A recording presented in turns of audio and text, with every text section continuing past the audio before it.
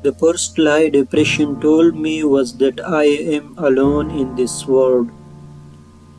But more than anything, you deserve to know this: you are not alone. Nothing is more important than your choice to stay living.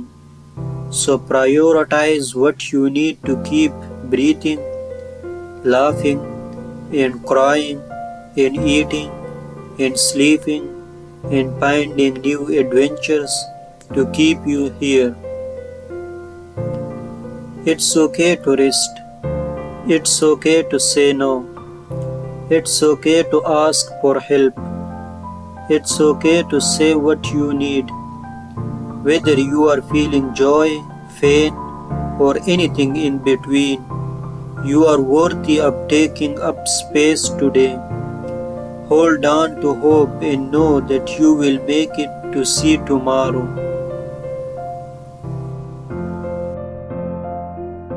The second lie depression told me was that I wasn't good enough. I wasn't good enough husband. I wasn't good enough friend. I wasn't good enough son, grandson, co-worker. The critical things people said to me or about me, the mean things that wrote, those were the truest part of who I was.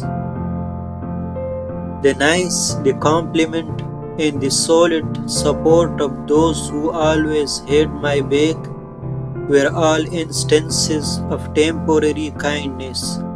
I was and I could only be in obligation. Depression told me people I knew, loved, and cared about me didn't. That the things I thought were true and safe were anything but, and I needed to try harder to be better or retreat altogether. The crushing insecurity depression wrought upon my thinking led to out of character's behavior and the need for constant reassurance from those to whom I was closest. Insecurity also led to building of gain walls and demanding space from others who cared about and sometimes needed me to be there. At times, the insecurity depression gave me meant doing both things, demanding reassurance while not offering the same back or bed. Believing those reassurances were just there so that I would offer something back, even though I believed I had nothing worth offering to anyone.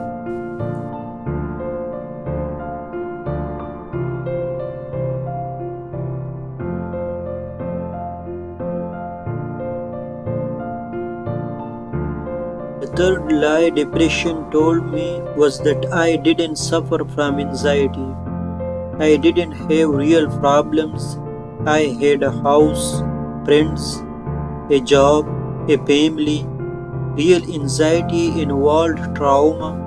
Real anxiety involved fears outside of the things that I had complete and utter control over because I could control everything. Remember, depression told me the anxiety I had were all made up, even as it fueled all feelings and demanded behavior that make more bad in anxiety.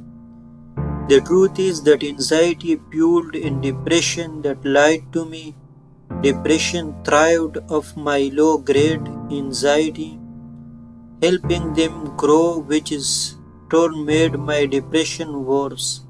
Depression and anxiety wave together for me like a strand of DNA. They twist around and around and around, rooted and connected to one another. The fourth lie depression told me was that it wasn't bad enough. Depression told me getting out of bed in the morning meant I was functioning, that doing work on time, sometimes really great work that showcased my sharpest thinking skills, mean I didn't have miserable self-flagell, relentless thought circulating through my head. Depression told me sleeping my afternoons away was fine, even restorative, rather than part of a dangerous cycle. Depression told me that near constant exhausting came from pushing myself too hard on projects, not from being up the half the night because I couldn't shut off the voices or thoughts, because I already slept 8 or 10 hours that day, because I wasn't eating enough and I was working out too much. Depression doesn't present one specific way. It doesn't feel one specific way.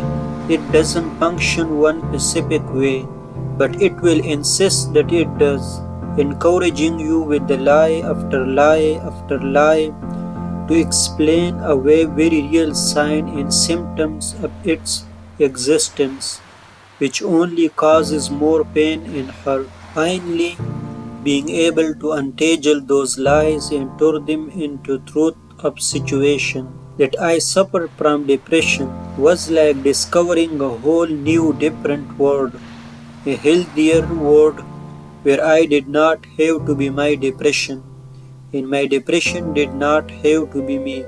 The first truth I told depression was that it existed, but it did not define me.